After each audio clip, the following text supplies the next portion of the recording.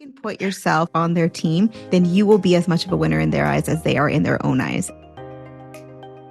Respond really well to boundaries, but more importantly, when you hold strong to them.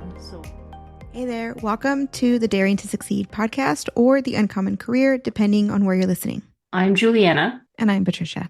And we're here for another co-hosted episode of Elevated Leadership, Balancing Emotional Intelligence and Strategic Execution. And in these episodes, Julianna and I will look at the two sides of a career move or situation. We're all focused on the emotional intelligence strategies. And I'll look more at the strategic execution. And for today's episode, we're talking about horrible bosses. It's a conversation that Julianna and I were chatting about just before this episode, or just before we hit record. So I'll let you start, Julianna. What are your thoughts when it comes to this? Yeah, I think it's a conversation that never seems to end because unfortunately there are so many terrible bosses out there. And I mean, anybody can think of the millions of movies and shows that make fun of horrible, terrible bosses. But unfortunately, it is the reality of being in corporate, probably in any workplace, actually, that you're going to run into a boss that is less than perfect at best. And at worst, they could make your workday a living nightmare. Oh, absolutely. And before we get into the living nightmare side of things, I noticed we started on this note of, hey, today we're talking about horrible bosses. Yeah, right. So let me just preface that with the idea that there are some fantastic leaders out there. And when we talk about horrible bosses, imagine that we're personifying a concept more so than a particular person. And I also agree with you that you're mentioning that, not everyone is going to be a perfect leader. Actually, no one's going to be a perfect leader. And so sometimes there's these small adjustments that can make a big difference. But then there's other situations where it's just really difficult to get along with your leader. And so that's what we'll be chatting about today. Yeah, and to your point, Patricia, I think there's also a difference between a boss that has a very different work style than yours versus a boss who is just nearly impossible to get along with. Because obviously there are people who you can eventually find a path to working with them in a way that you don't need to change how you work. You don't need them to change how they work. You just need to understand each other and kind of find that common ground.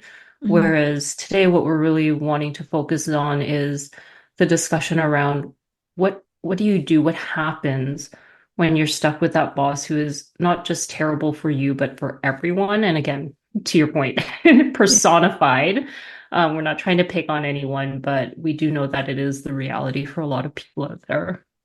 Yeah, definitely. And I know, there's different ways in which a leader can make life a little difficult sometimes, or can maybe, leader and staff member, team member, maybe don't get along, right? But one of the situations that we talked about was the word narcissist came up, right? Yes. So if you are listening to this and you think, oh, ding, ding, ding, like I know what that is, right?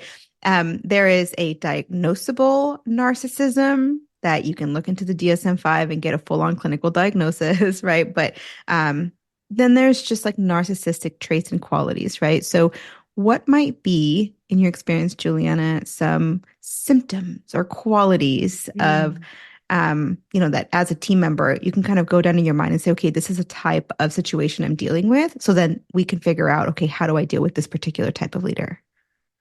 Yeah, there's so much written about narcissism, and I think it's almost a natural uh, trait that can manifest in leaders because oftentimes we want our leaders to be super confident and have all that confidence to lead a team to do the impossible. And statistically, you're going to get some narcissists who also get into leadership.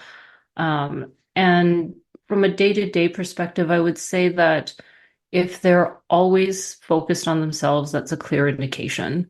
So we were talking about this before, where it could be that anything that you do wrong, it's your fault, but anything you do right, they somehow claim credit for it. Somehow they'll manifest a reality that explains why they should get the credit. So it's a little bit different than someone who's just like blatantly taking credit or, forgetting to mention your contributions. They're Mhm. actually changing the reality as they tell the story so that their contribution didn't actually happen, but they believe it. Yeah, it's Or almost like or they've like forgotten that you exist and it like they just that's they actually believe it. For them, it's reality. yeah, it's an imagining. It's an imagining of a Hmm. scenario in which all good things come from you, right? So even some other examples, like as you're sharing, narcissism or those traits really surround sort of your own world in which, Hmm. you know, if you're working with someone and they're exhibiting these traits, you're looking at someone who needs, constant validation, constant admiration, because even though they Hmm. might seem extremely confident, it's actually a very fragile ego that's underneath that. And so it's very much needs validation, gets upset when they don't receive that validation. So those are some of the things you can look for. For example, Hmm. super sensitive to criticism, cannot receive feedback, but then lacks empathy when they're providing feedback to someone else or when they're telling someone else, a criticism. Um, and it's interesting. It's interesting because as you're working with someone who maybe exhibits some of these qualities, it may feel like a losing battle, but there are things you can do to sort of mitigate that relationship. It's kind of like managing your manager, right? There's things you can do Yep. to identify what are these the triggers for this person, what seems to be a place of insecurity, and wherever that place of insecurity is, of vulnerability is with them, that's going to be likely their biggest trigger and an area that you may want to steer clear from, even though it's going to be the easiest area to poke at. So emotionally, you're going to be attracted to poking at that area because that's the space in which you win, and you never win in these situations, but you're actually going to make the situation worse by poking at those insecurities if we are dealing with has those narcissistic traits and qualities. Yeah, and I'm so glad you started off with such an honest approach to it because I've worked with a lot of people who think, well, I'll just change them, or it's my role to make sure that I'm honest, and if they're doing something wrong, they need to know about it. Maybe if I just tell them in the right way, they'll change or they'll hear me, and it's just not the case, right? Mm-mm. Where if they are truly narcissistic or they have these strong narcissistic tendencies, you can't change them. Mm-hmm. And trying to do so is what do we call those? A career limiting move. So Yes. you may feel like Patricia said, tempted to poke at that spot or to try and be the person who snaps them out of it, but that's really not going to happen and really not your role Mm-hmm. because you're just going to encourage them to rain hell on you and really you're going to end up damaging the relationship. Yeah. And this is where, like, on that, where we can very much call out like that emotional intelligence of, I sometimes hear, and bear with me, because it may not be a popular opinion at the moment, but I sometimes hear, well, I don't want to adapt to this person because Hmm. I feel like I'm inauthentic, right? But the emotional intelligence skill set involved there is awareness of another person and then negotiating that relationship. Now, in maybe later on in this episode, we'll talk a little bit about what are the signs that it is not a negotiable situation for you and that you need to get out ASAP, or you need Hmm. to, talk to HR. Like, what are those places in which it's no longer you negotiating a relationship and using your skills to manage that, but it's a time to get out or to rectify the situation, maybe even legally. But before all of that, some things that you can do to manage the relationship as long as it's not going out of those ethical boundaries and those types of things. It's going to sound interesting. You ready? You want to provide positive feedback, especially in those areas that matter most to them, AKA the areas where they might be a little bit insecure. So you want to provide them honest but positive feedback. And you also want to look at things like, okay, what really matters to you. There is, I don't know if it's a saying or a mantra, whatever you want to call it. But early in my career, I was taught A, you dress for the job you want, not the job you have. And B, your job is to make your manager look good. If you want to move up, your job is to make your manager look good. And so this is valid even and especially in this situation where your boss might have those narcissistic qualities. So it's like, okay, how can I be an honest person, but also be Hmm. strategic about in which ways am I honest, right? So you can tell me very honest things that are going to damage our relationship, whether I have narcissistic qualities or not. Or you can look at the positive traits in me and then reinforce those. And then it's like a self-fulfilling prophecy. The things that are reinforced in us in a positive way, we act more on. So if they do something that is building up the team or that shows any tiny little bit of empathy or consideration, you just, wow, I really appreciate how you did XYZ. I think that makes a great team and I'm glad to be, to be a recipient on that side of, on that action, behavior, whatever it might be. So positive feedback on the things you want to reinforce and paying attention to what really matters to them, focusing on those things making them look good, and then avoiding those triggers. Yeah, and I think a lot of people when they hear this type of advice recoil because they're worried that they're going to feed into the narcissism, Mm-hmm. which actually isn't the case. It really does feel like it. I've been in situations either personally or coaching others who are dealing with narcissistic bosses where it's like, okay, but if I fulfill their need, I'm like, forget what that means for me, but for them, that means I'm feeding into their narcissism. I'm feeding into this fragile ego that needs that little bit of a boost. That's terrible. I don't want to do that. But that's not actually the case because that simple act of meeting their need, you're almost disarming the other person where you're moving them from that state of I kind of picture a bubble being burst at any moment Mm-hmm. to, okay, you are safe. You can trust me. You can be safe in this space with me, and we can have whatever that conversation needs to be to move them forwards into like you said, the direction that you want them to go. Yeah. And I think that conversation about the positive reinforcement is really important here because negative reinforcement does not work with narcissists at all. No, absolutely not. And what you're mentioning is just bringing so much up for me as far as, you know, um, we want to create that safe space for them, but I like how you mentioned that there's this kind of almost backwards, you know, perception of it, right? Like if I reinforce positively, then I will make the situation worse. But what you're doing, like you mentioned, it's making the space just a little bit more safe, making the relationship just a little bit more safe, right? That particular person, if they do resemble those narcissistic qualities, what they need is in all honesty, a therapist, right? It's beyond your scope. So there is nothing. And so this is one of those boundaries to set. There is nothing you can do to quote unquote change this person. All you can do is manage the relationship directly between them and you. What you communicate to them, what they communicate, and how they communicate things to you, you have a little bit less of an impact on, but you can manage the relationship. How they are with other people, how they are in life, who they are, that is outside of our scope. And so that not even a coach, like a narcissist is a diagnosable, right, disorder that if they're truly exhibiting this, maybe it's very, very slight and they're just qualities, and maybe a coach can work with them on behavioral change. But if they're truly a narcissist, they don't believe that they are. They want nothing to do with any kind of improvement. And therefore, really what you're looking for is a therapist. So put that boundary, that realistic expectation that all you can do is manage a relationship.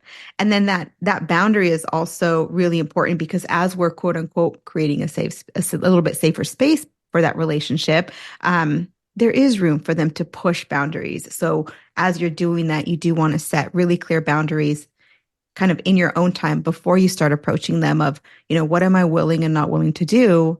And here's my what if statements, right? If I am asked to do XYZ, knowing they're going to take credit for it, how can I either put my unique stamp on it that when they take credit, everybody will know that is my work, or, whatever boundary you have set in place. Yeah, but that brought up your conversation brought up a lot. So thank you for sharing that, Juliana. Yeah, and I love that you started talking about boundaries too, because I find oddly enough, and this isn't something that I would have expected, but most of the people, again, that I've worked with or who I've coached dealing with narcissists, we found that they actually respond really well to boundaries when they're very clear and Mhm. the repercussions are very clear. But more importantly, when you hold strong to them. So when Mhm. you set a boundary and you hold on tight to it, they respond really well. At first, they will probably kick and scream and, the sky is falling, you hate me, this isn't fair, blah, blah, blah. But when they know that this is your boundary, this is a clear boundary, not just for them, but for everyone, Mhm. and they're free to do whatever they want to. But if they cross that boundary, this is how you will respond. This is the repercussion from your side. Once they know that, once they start bumping into that boundary, once you start reinforcing it, they will eventually respect that boundary. It just takes a little bit Mhm. of time because they have that inner turmoil that they need to work through until they Mm. realize, okay, every time I do this, I'm getting negativity that I don't want. So maybe I need to respect this boundary to get the positive reinforcement that I'm seeking. Oh, that was powerful. Like knowing that response that they're likely to have when you start to set the boundary or start to slowly negotiate and renegotiate really the Yeah. relationship is making space for their internal and external reactions and giving it time. That was really powerful. Thank you for sharing that. Yeah, absolutely. Yeah, one of the things that also comes up is because those responses and potential retaliations may Yeah. come as you're renegotiating that relationship, it is important to document all your interactions. And so there'll be, things like saving emails between the both of you. If there's any communication that is significant but not documented in something like an email or a memo or whatever, keep your own set of notes and documentation of dates and times and things that were said. Because if it were, hopefully it doesn't, but if it were to escalate, you have now a record of the conversations, which likely the leader does not. Because they may not see anything wrong with what they're doing. So that gives you a little bit of a head up in knowing how the storyline went, being able to assess what part of it was maybe on your end, if at all, but then also having a really clear story of how this wasn't on your end. This was an issue with this particular leader. And now when you bring up that conversation with HR or whoever it is, you have a little bit more evidence.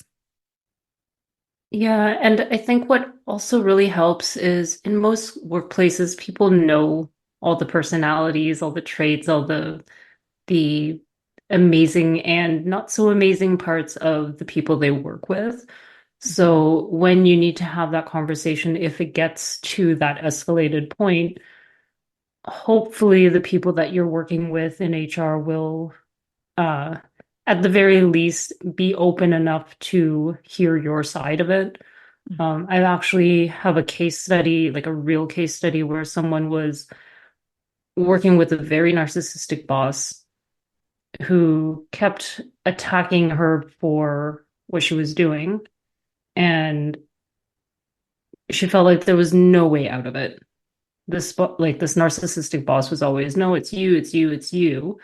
And finally, this person went to HR, and what we decided to do was not really go to complain about her boss, Mhm. but to seek help. Mhm. So that actually shifted the relationship dynamic because oftentimes in HR, their hands are fairly tied. Mhm. Even if they want to help you get out of that situation within the legal boundaries of their role and within the expectations of the company, there's only so much they can do. So rather than taking the approach of, I need to go complain about my boss who's a narcissist, they can't do anything about that. Mhm. But what they can do is document the fact that you've had this difficult exchange. So we decided that she would go to HR to say, this is the feedback I'm getting from my boss. This is the situation. I'm having a really difficult time trying to implement what my boss is telling me to do. Hmm. Help me. Yeah. So that was an interesting shift to the dynamic with HR because well, luckily this person was dealing with a reasonable HR person, so that's definitely a plus. But the HR person saw the situation, understood that it was unreasonable, and that what the boss was doing to her was not appropriate. Mm. She couldn't change the boss. She couldn't actually help this person, but what she could do is document that this was happening and that this person has gone to HR not to complain, but to seek help. So it Hmm. showed that she wasn't trying to cause trouble. She was actually trying to solve the situation. Maybe in a wild situation, the HR person could actually help her, but knowing that that was unlikely, at the very least, she got out of it that, okay, this is documented, that it's an issue. Hmm. Yeah. Thankfully, it didn't escalate to the point where it had to go further than that, but at least she knew that if it did escalate at a later time, she had Hmm. already gone to HR. Oh, I love that you bring that up because it could become highly political, right? Depending Hmm. on, Yeah. again, who your HR person is. It says everything we talk about is confidential. Uh, Mhm. don't trust that every time. But one thing that you mentioned, oh, what did you say? You were talking about, when you're sharing information, I love that you're talking about, don't go complaining, go to ask for help.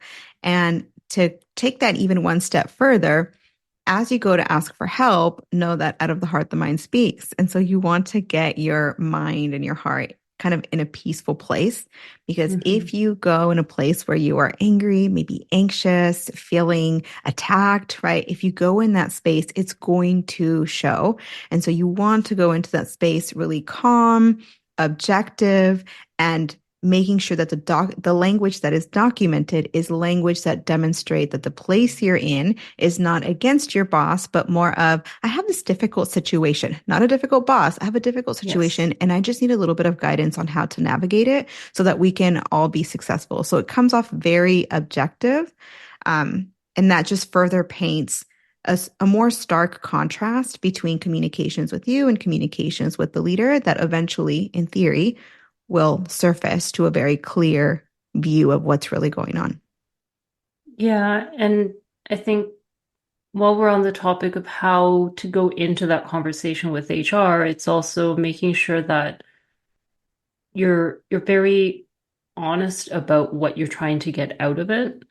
Not Mm-hmm. necessarily that you're going to march in there and be like, I'm here to make sure that you document this for me, but that you need to truly believe that there might be a chance they can help you and that you are truly believing that you're going in there to seek help. Mm-hmm. Because HR folks will sniff out a mile away if you go in there with even that little bit of resentment, like you said, Mm-hmm. um, or you're going in there for an outcome that isn't the one that they can actually provide you. Mm-hmm.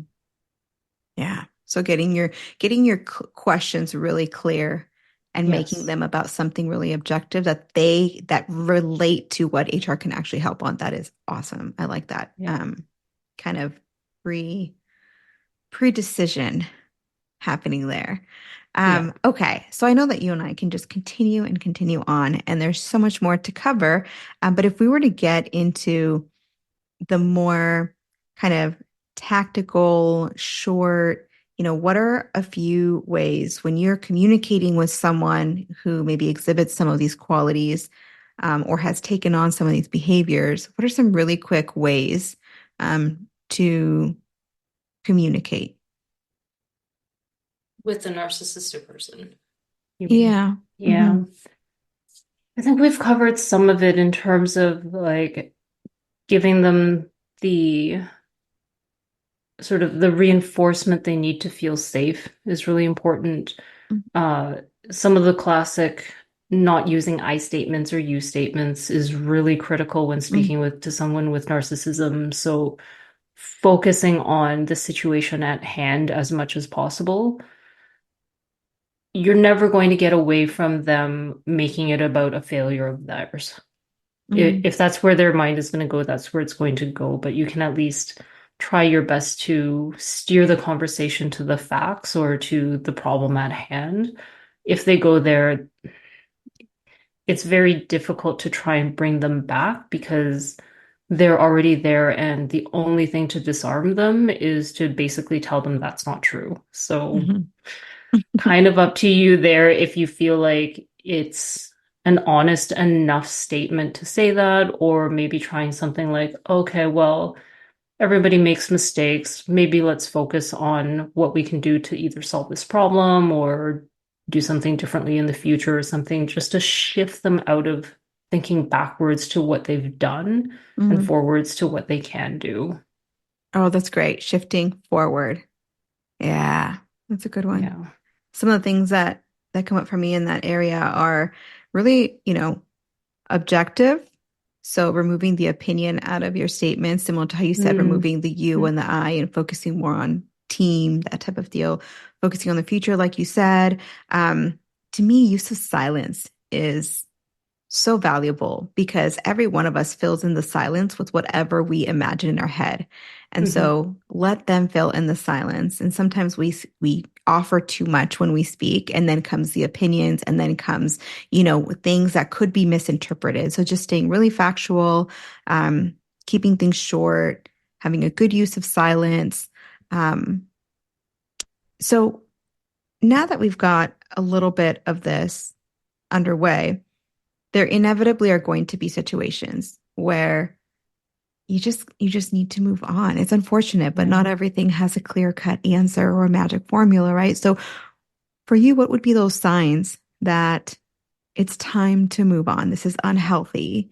Um, yeah, what would be those signs to make a decision?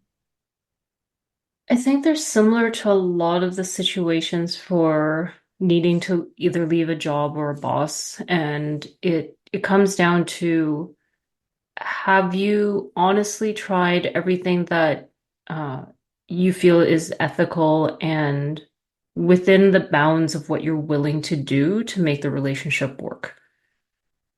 Of course, you can't factor in anything that they will or won't do because you have no control over that. But have you tried everything and nothing's working to the point where you can't actually do your work or you're just feeling miserable all the time? Hmm.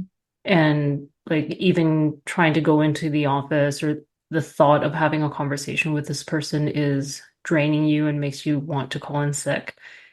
That's probably a really clear sign that you need to do something about your situation, whether it be leaving that boss, trying to get an internal transfer, or leaving the company altogether. Hmm. Um, Going to HR at that point to actually try and do something about the situation is probably a little far gone. Hmm. I think if you're laying the groundwork, like saving emails and making notes of conversations, it's more protection for yourself in case your boss escalates things to a point where they're on the attack and you need to defend yourself. But Hmm. if you realize that this relationship cannot work because of their narcissism, you'll feel it. Like you'll Hmm. feel the energy drain from you when you think about work. You'll realize that, okay, I've tried all of these things and there's not even a little bit of progress that's being made. Hmm. I think that's when that difficult decision needs to happen for yourself, unfortunately. Yeah, and it's a tough decision to make. And between, some thoughts that I had and also what you've been sharing, it sounds like a few like really quick signs are impact on your mental health, right? To Yeah. where you're realizing you've lost your energy, you've lost your motivation. There's things you can do to bring that back, but there's a point, there's that turning point at which it is significantly impacting your mental health. We're talking, stress, break down, you don't need those in Yep. your life. And so that's one of them. The other one is being misaligned in values, primarily ethical standards, right? There's a point at which what's happening is just no longer ethical. And in order to manage that relationship, you kind of feel pulled to unethical standards or things that are against your values. It's another potential reason to head out. And then I think the last, I've got two that one came to mind as you were sharing. So I almost think I'm reiterating the great idea you had. Um, but one of them is, there's a point at which there's a target on your back. This particular Mhm. person has not only made it difficult for you to work with them, but they are targeting you specifically. Um, you know, if their goal is to make your life miserable or to move you out of the company, to get you fired, to get you demoted, all of these things, right? And they are your leader. It's a really difficult situation to come back from. So if you feel that that target is specifically on you, it is time to start looking or at a different department or a different organization, or just to start building your brand, to start building things out, building connections, because you just don't know what's going to happen. And I think the last one that I feel like we haven't really gone over in this particular topic, this episode. But if you start noticing that your family, your friends, people outside of work are like, what's wrong with, you know what I mean? Like, what's Yeah, going they're on? really concerned about you. Yeah, they're the ones who see you on a day to day and know your barometer. They know when you're at a balanced scale. They know when you're a little stressed, but they get concerned when they see something that is dramatically different from your norm. And that's when you may not notice it, but comments from family and friends may give you an idea that you may be more stressed than you think. And it may be kind of changing the dynamics, not only at work, but at home. And when one person has that much influence and control over how we are with other people, I think it might be time to start paying attention to that. Yeah. Mhm. And maybe to leave things on not so gloomy of a note, Yes. going back to what you were talking about with even if you are somehow finding yourself on uh, as their target, if they're trying to get rid of you, that might not be a terrible thing because if they're trying to get rid of you, you might be able to turn it around and gently seek their permission to find work elsewhere in the company. So if Uh-huh. they are out for you that much, it's possible that they don't want to do all the work to get rid of you because trust me, it is a lot of work to get rid of somebody from a company or to shift them from a team. Mm, And if you feel like you're on the tail end of that and you're looking at the reality of having to find work anyway, it may be worth having a conversation with them to say, not necessarily anything to do with them and their mhm, narcissism, but maybe I'm feeling like it's time for me to find another opportunity. I need a different challenge, something that has nothing whatsoever to do with them, nothing to do with the work on the team, but you're craving for something different, something new. mhm, And to say, I'm not asking for you for your help, but just kind of want to see if that's okay with you. If I start looking for work, I'll make sure give you lots of notice, because I feel like I'm needing this change right now. Might be a nice way to end things, even if you mhm, feel like you don't owe them anything, because you probably don't. mhm. Um, Yeah. but but at least again, reinforcing that safety feeling with them that this isn't about them. You're not going to go bad-mouthing them to the company if you leave, Mhm. will just kind of help you find a way to somewhere else in the company that you're at without having to throw away all of the reputation that you've built there. Oh, that's great advice. Thank you for sharing that. That is such a wonderful way to end today's episode because it kind of puts you in a way that you can leverage what seems like a negative situation. And you'll never know how it turns out, right? It could go multiple different ways, but I really can appreciate how you mentioned like this is a time to we can bring back some of the same concepts, reinforce the Yeah. positives of having work there, and even go as far as finding one small piece that is honest, where you can say, seeing this particular strength in you has inspired me to go to this other area. And, I would love to make that my next change. If you're dealing with someone who has those narcissistic qualities, they are going to love that. If you can put yourself sort of quote unquote on their team, then you will be as much of a winner in their eyes as they are in their own eyes. And so that's one way to negotiate the relationship. Again, as long as it's ethical, according to your values, honest, even if it's hard to find that honest piece, positive piece, everyone has something, some good thing that you can dig around and find and then go off of that. So again, remember that, there are all kinds of leaders. The majority are fantastic leaders. But if you happen to be someone who either, has a difficult time getting along with your boss, different personalities, or maybe even traits of, maybe that aren't desirable in a leader, we might be covering that in a future episode. Yeah, I'm really looking forward to it. Yeah, absolutely. Well, all right, folks, that is it for now.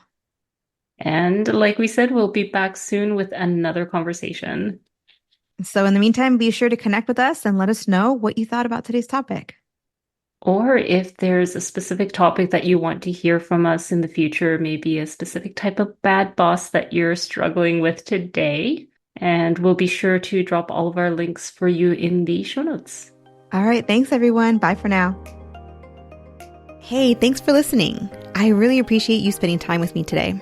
If you found this episode helpful, please tap the 5-star review on the show's homepage in your podcast app. It would absolutely make my day, and it helps others discover the Uncommon Career Podcast. Now, to download your free career resources and learn how I help seasoned professionals land amazing offers in as little as 90 days, click on the link in the description or go to theuncommoncareer.com. Thanks again, and I'll see you on the next one.